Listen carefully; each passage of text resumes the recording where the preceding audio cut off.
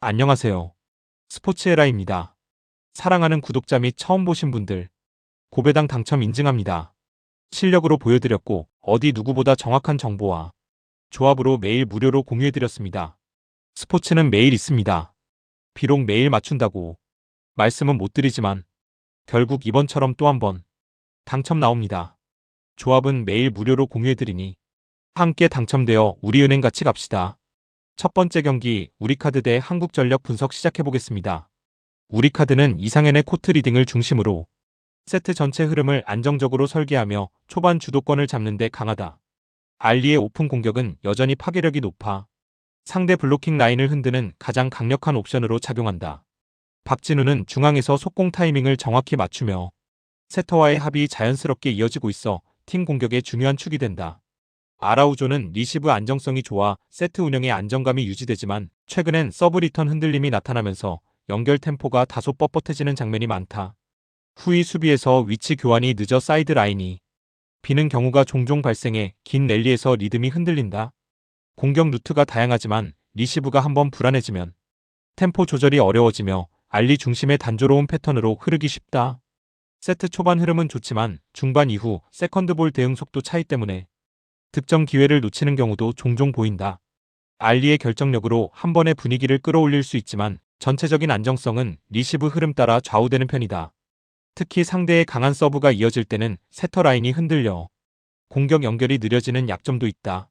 전반적으로 알리의 파워와 초반 흐름은 좋으나 세트 후반 집중력에서 불안 요소가 남아있다. 한국전력은 전위와 후위 라인이 균형감 있게 맞물린 구조라 세트 전체 리듬을 유지하는 능력이 뛰어나다. 에디는 후위에서 공격 가담 시 백어택 타이밍이 매우 정교해 상대 블로커의 시야와 타이밍을 동시에 흔드는 힘을 지닌다. 김정호는 안정적인 공격 옵션이면서 동시에 수비 전환 속도도 빠른 편이라 랠리 흐름을 길게 가져가는데 큰 기여를 한다. 김주영은 블로킹 타이밍 감각이 강점이라 네트 근처에서의 견제력이 높고 상대 오픈 공격을 꾸준히 제어한다. 전진선 세터는 템포 조절이 빠릿해 공격수들의 타이밍을 잘 맞춰주며 빠른 볼 전개에서 강한 장점을 드러낸다. 서브와 블로킹이 꾸준히 점수를 내는 구간이 있어 세트 후반 흐름을 바꾸는 능력이 안정적이다. 후위 라인에서의 커버 능력이 좋은 편이라 긴 랠리에서도 흔들림 없이 집중력을 유지할 수 있다. 공격 패턴이 단순하지 않고 속공백 어택 오픈이 고루 살아나며 상대 수비 간격을 지속적으로 흔든다. 세트가 길어질수록 조직력이 더 빛을 발하며 후반 집중력에서도 강한 모습을 보여준다. 전체적으로 템포 커버 블로킹 모두 균형이 잡혀 있어 원정에서도 충분히 주도권을 가져갈 구성이다. 우리카드는 초반 템포는 날카롭지만 리시브 흐름이 흔들리는 순간 공격 패턴이 단조로워지는 위험이 있다.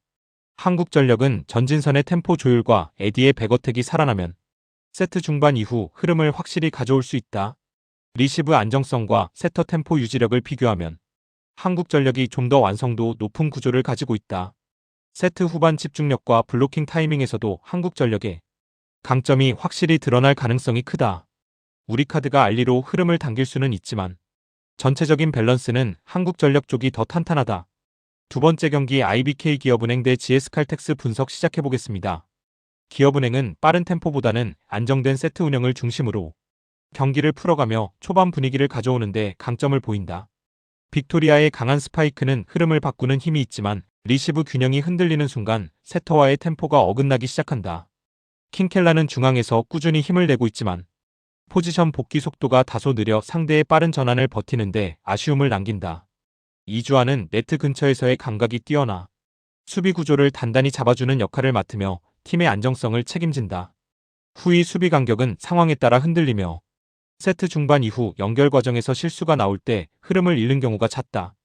최정민의 백어택은 충분한 위력을 갖추고 있지만 리시브가 무너지면 자연스럽게 볼 배분 자체가 줄어들며 공격 패턴도 제한된다. 홈의 응원 속도는 기업은행에게 순간적인 폭발력을 제공하지만 경기 전체 흐름을 유지하려면 리시브에서의 안정이 필수적이다. 세트 후반부에서는 블로킹보다 공격 연결 안정성이 더 중요해지는데 이 부분에서 흔들림이 나타날 때 약점이 드러난다. 전체적으로 높이와 파워는 훌륭하지만 리시브가 흔들리는 순간 세트 운영이 단순해지는 패턴이 반복된다. 결국 안정된 리시브 흐름을 얼마나 유지할 수 있느냐가 승패의 핵심 요소가 될 전망이다. GS 칼텍스는 후위 공격과 전위 강타가 결합된 입체적인 공격 구조를 통해 템포를 높이는 방식에 강하다. 레이나의 백어택 타이밍은 상대 블로커의 시야와 타이밍을 흔들어 세트 리듬을 바꾸는 중요한 역할을 한다. 실바는 전위에서 강한 파워를 기반으로 한 스파이크로 공격의 무게 중심을 확실히 잡아준다. 유서연은 안정적인 리시브와 빠른 수비 전환을 통해 세터의 볼 배분을 더욱 여유롭게 만든다. 최유림은 블로킹 커버 범위가 넓어 상대의 강타를 연속적으로 제어하며 수비 안정에 큰 기여를 한다. 세터의 빠른 템포 배분은 공격 패턴의 다양성을 극대화하며 속공과 백어택이 동시에 살아나는 구조를 만든다. 세트 중반 이후에는 서브 리듬이 좋아지며 점수차를 벌릴 수 있는 구간이 자주 만들어진다. 길게 이어지는 랠리에서도 흔들림 없이 자신들의 템포를 유지할 수 있는 점도 GS 칼텍스의 강점이다. 공격 수비 전환 모두에서 균형이 잘 맞아 위기 상황에서도 대응 능력이 뛰어난 모습을 보인다. 안정된 리시브를 기반으로 한 템포 싸움에서 유리한 위치를 선점할 가능성이 매우 높다. 기업은행은 높이는 좋지만 리시브가 흔들리는 순간 세터의 템포가 무너지고 공격 루트가 급격히 제한된다. 반면 GS 칼텍스는 후위 전위가 조화된 다층 공격 패턴을 통해 세트 후반 집중력이 뛰어난 팀이다.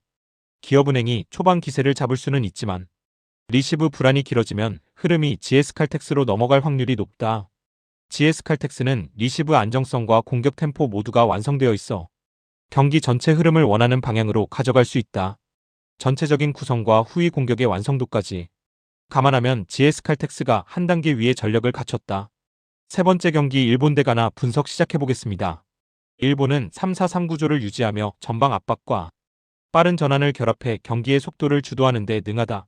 우에다는 박스 안에서의 결정력이 절정에 달해 작은 공간에서도 마무리를 만들어낼 수 있는 믿을 만한 공격 옵션이다.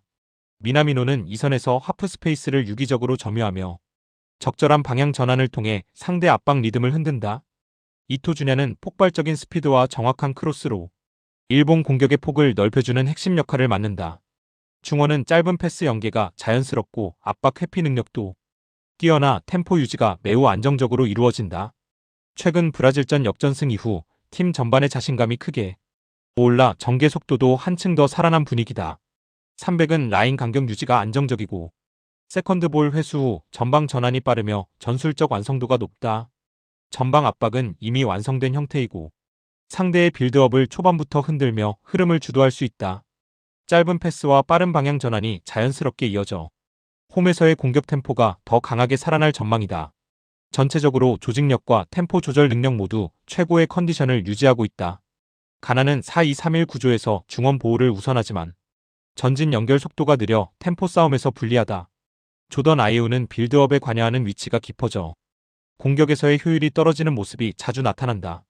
세메뉴는 순간적인 폭발력은 있지만 일본의 300압 압박을 뚫기엔 볼터치 간격이 넓어 실수가 나온다. 쿠두스는 돌파 능력은 훌륭하지만 측면 지원이 늦어 공격 전개가 매끄럽게 이어지지 않는다. 일본의 압박 속도를 감안하면 가나의 전진 템포는 확실히 느린 편이고 수비 라인이 쉽게 흔들릴 위험이 있다. 장거리 이동과 피로 누적으로 활동량이 크게 떨어질 가능성이 높아 경기 후반 집중력도 문제가 될 수 있다. 공격 전개 과정에서 패스 간격이 길어 볼이 끊기기 쉬운 구조라 일본의 압박을 그대로 허용하는 상황이 자주 발생한다. 수비 전환 시 커버 타이밍도 일정하지 않아 측면과 하프 스페이스 모두에서 공간을 내주는 경우가 잦다. 조직적인 움직임이 부족해 상대의 빠른 전환 속도에 끌려가는 패턴이 반복된다. 전체적으로 템포 결정력 압박 완성도에서 일본에 비해 확실한 열세를 안고 있다. 일본은 전방 압박과 빠른 패스 템포로 경기 흐름을 완전히 장악할 수 있는 팀이다. 가나는 개인 능력은 있으나 팀 전체 전환 템포가 느려 일본의 빠른 압박 구조에 쉽게 휘말릴 가능성이 크다. 특히 일본의 하프 스페이스 점유와 패스 속도는 가나의 느린 커버 타이밍을 계속 흔들 요소다. 경기가 길어질수록 일본의 조직력 우위가 더욱 부각되고 가나의 체력 저하가 겹쳐 흐름이 기울 가능성이 높다. 전반 후반 모두 주도권은 일본이 확실히 가져갈 구도다. 네 번째 경기 대한민국 대 콜롬비아 분석 시작해보겠습니다. 한국은 3-4-3 기반의 높은 라인 유지와 빠른 전방 압박으로 경기 템포를 이끌어가는 데 매우 능하다. 손흥민은 라인 브레이킹과 마무리 능력을 동시에 갖춰 상대의 간격이 벌어지는 순간마다 결정적인 움직임을 만들어낸다. 이강인은 중앙과 측면을 자연스럽게 오가며 템포 조절과 패스 각도 창출을 통해 공격 리듬을 장악한다. 이재성은 하프 스페이스에서 탈압박 후 빠르게 전진 패스를 연결하며 공격 템포를 끌어올린다. 중원은 세컨드볼 반응이 빠르고 압박 회피 이후 템포 변화가 자연스러워 전환 능력이 돋보인다. 후방 300은 간격 유지가 안정적이며 높은 라인을 유지할 때도 역습 대비가 잘 갖춰져 있다. 볼 점유율을 유지하면서도 순간적인 템포 변화가 가능해 공격 패턴이 다양하게 전개된다. 좌우 폭을 넓히고 안쪽에서의 침투 타이밍까지 완성도가 높아 박스 근처에서 지속적으로 찬스를 만들어낼 수 있다.